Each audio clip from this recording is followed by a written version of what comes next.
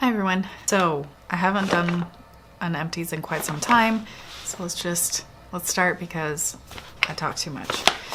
I just finished this today. It's the Batiste dry shampoo in the scent Sweetie.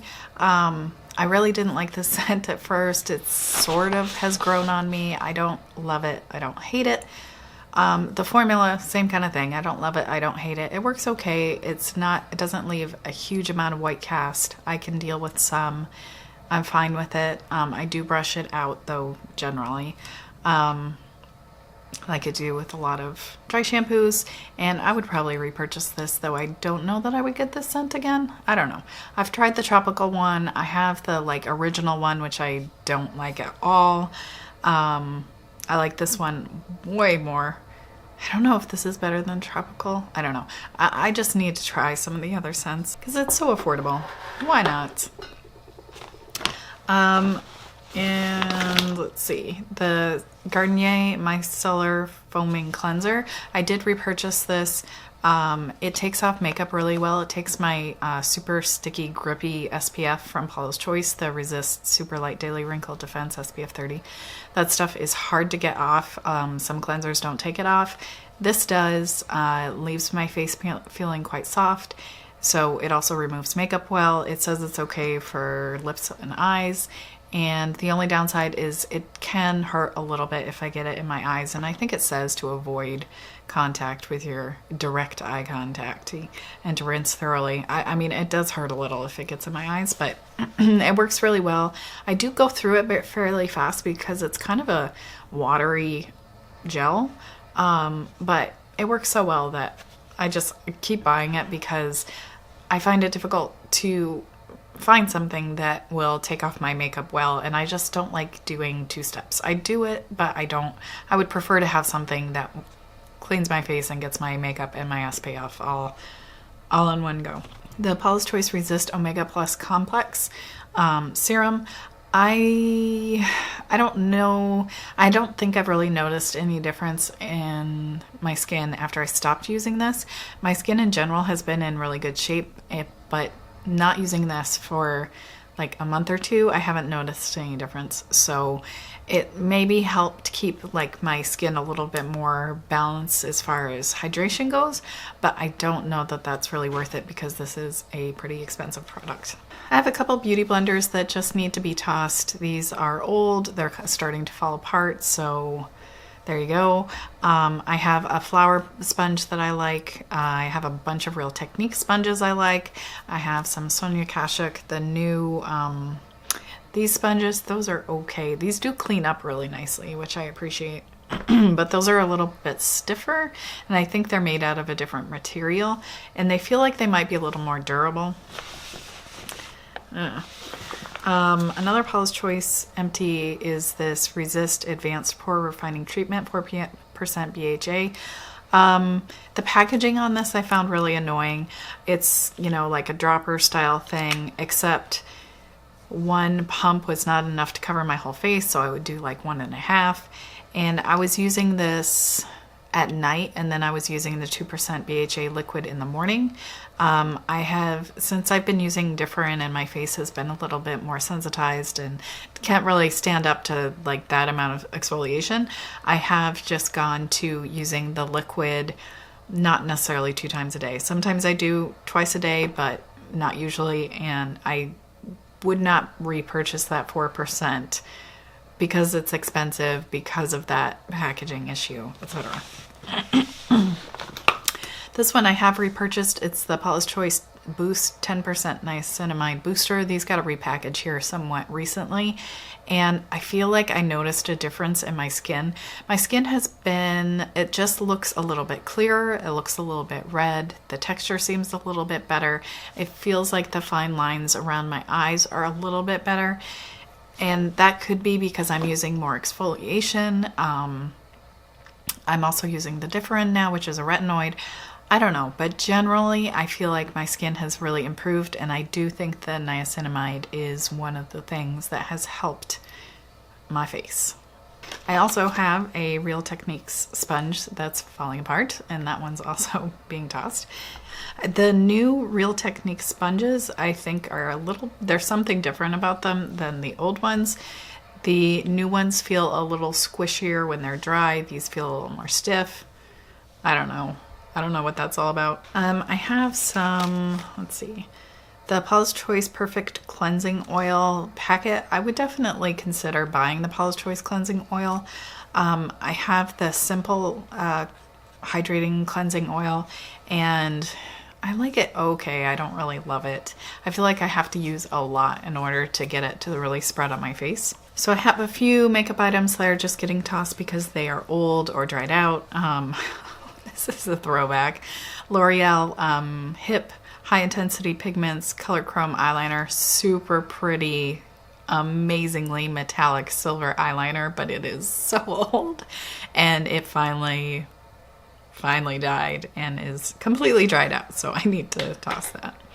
The Maybelline Age Rewind in Fair, it's just so dark, and I took off the spongy thing, which was arguably not my best move, because while that spongy thing was kind of gross, it did apply the product you could get a couple dots and it would be just the right amount, whereas this, it just like slowly oozes out the top even after you're done twisting. It's just the packaging on this. I don't like it for a variety of ways. The formula is quite nice, but the color is too dark, and then the lightest shade is still too dark, so what are you gonna do? But since I had used most of this, I decided just toss it because I'm not gonna use it anymore. This Marc Jacobs Blacker, what is this thing called? Highliner. I believe this one dried out. Yes, so there's still product in there, but it just dried out. I found that one, because a lot of people said it was good for like tight lining, and I found it was just too thick and chunky, and it was just so hard to remove at the end of the day because there was so much eyeliner like all up next to my lashes, and it was just a pain. This Ulta Nude Matte Eyeshadow Primer, I really like this. The color it's a little dark for me, you know, darker than my skin tone, but the formula is really nice, but this actually dried out. It's like sludge in there, which was surprising. It's not that old. And I think the rest are actually empty. One more skincare thing. This CeraVe Eye Repair Cream. I have finished another one of these not long ago. I like it, but I bought the Paula's Choice Eye Cream, the heavier one, not the eye gel, but the eye cream. And that is so lovely under my eyes, and that's what I've been using, and I think will continue to use. Under my eyes are quite dry, and that is like very rich, and just my under eyes seem to be really liking that cream. This one's been empty forever, and I just kept trying to like scrape out a little bit more, but I decided I just need to call it. It's the Bite Agave Lip Balm, and this was just a deluxe size that came with a little kit, and I like this. It has a lot of lanolin in it. Lanolin is something that my lips generally respond pretty well to, so I did like this. I don't know that I would buy it full size. There really aren't any choices out there for lanolin like stick balms. So if you want something that has a lanolin base, you know, lanolin is more liquidy, so it has to have other stuff in order to make it like solid. But yeah, I don't know. I don't know. I liked it, but I don't think, let's be real, I'm not gonna pay high-end price for just a clear lip balm. It didn't do anything that spectacular. But I did enjoy it. If somebody wanted to buy it for me, I would certainly use it again. Clinique High Impact Mascara. I've had this one for a while. I felt like it was kind of dry and difficult to use. I got another sample of the High Impact Mascara that I liked way more, so I think maybe this one was just a little bit of a dud. Another mascara. I like this more than I remembered. I've had samples of this in the past, but this is the Benefit They're Real mascara, and I like this one. I would definitely be happy to get another sample of it, but again, I wouldn't buy it full size at full price.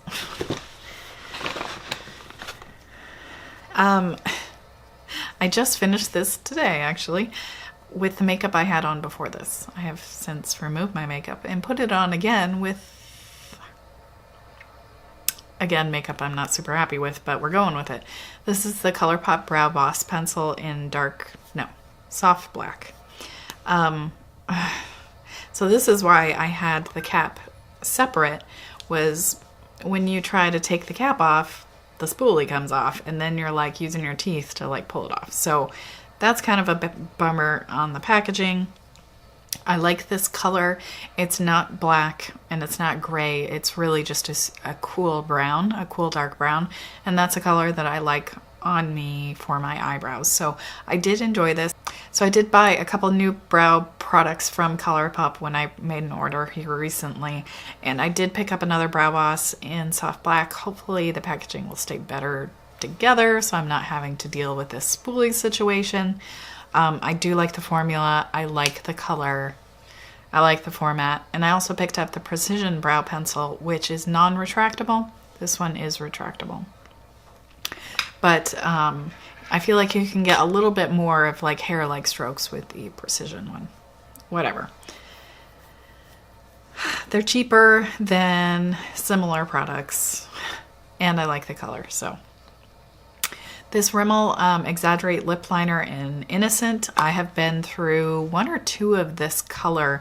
It's just a color that I really like on me. It's a warm, light, kind of orangey brown nude, peachy brown nude. I just like this color on me. It's a fairly sticky formula. I feel like it goes pretty fast because it's fairly soft, and I think that's why they have this kind of angled tip. That way you are able to get a little bit more precision and it's not breaking when you're trying to use it. So I like it. I don't know if I'll buy it again. I don't know. I just don't use lip liner all that often. And the last thing, I've been kind of scraping the bottom of the barrel on this one for a while, and I decided to just call it because it was ripping up my sponges. This is the NARS Light Reflecting Setting Powder Pressed in Translucent Crystal. So this, for dry, mature skin, I think is a really lovely powder. I like to apply it using my damp sponge. This is my go-to under my eyes to set my Cover FX Power Play Concealer, and this will keep my concealer from creasing, from getting dry, from looking cakey, keeps the coverage, all those beautiful things, smooth all day. It's miraculous for me under my eyes.